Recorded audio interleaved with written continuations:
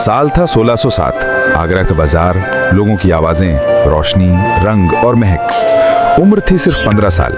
नाम था खुर्रम, जो बाद में शाहजहां कहलाया। वो अपने वालिद जहांगीर के साथ बाजार में घूम रहा था जब अचानक भीड़ में किसी ने उसकी नजर खींच ली। एक लड़की, 14 साल की, सफेद जोड़ा, माथे पर लहराता दुपट्टा और आंखों में वो चमक जो सिर्फ खुशी और बेखबर मासूमियत में मिलती है। उसका नाम था अर्जुमन बानो बेगम, जो दुनिया के लिए मुमताज महल बन जाने वाली थी। खुर्रम रुक गया, जैसे वक्त थम गया हो, जैसे सांस ठहर गई हो, जैसे पूरी दुनिया धुंधली हो गई हो। सिर्फ वो एक चेहरा, बिल्कुल साफ, बिल्कुल करीब। उसने कुछ कहा नहीं, मुमताज ने भी उसे देखा तक नहीं।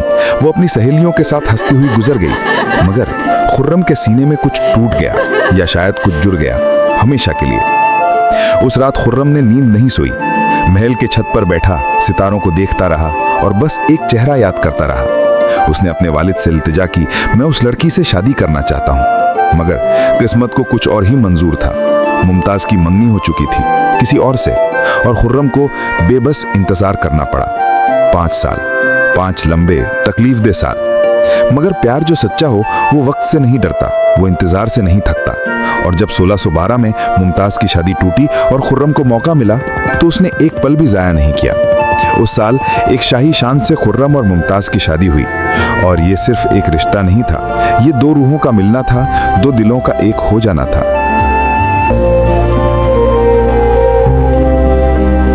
शादी के बाद जो जिंदगी शुरू हुई वो किसी कहानी से कम नहीं थी। मुमताज सिर्फ शाहजहां की बेगम नहीं थी, वो उसकी साथिया थी।